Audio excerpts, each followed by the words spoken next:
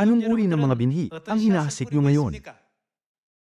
Minsan may nagnilay-nilay, ano ang aanihin ko sa katapusan ng aking buhay, at iminungkahi ang sumusunod na 7 bagay.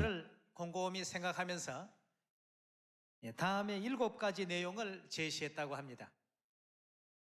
Ano ang pinakaninanais ko sa sandaling ito? Ano ang madalas kong iniisip?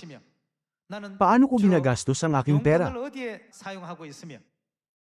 Paano ko ginagamit ang natitira kong oras?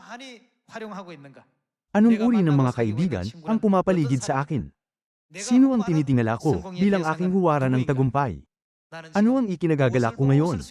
Ang paraan ng pagsagot natin sa 7 tanong na ito ay ang magiging mga binhi na hinahasik natin ngayon.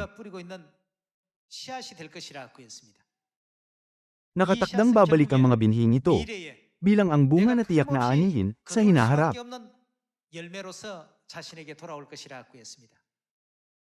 Kung gayon, mas mabuti na at hindi na natin iisipin, dapat pala akong higit na nagsikap noon para dito.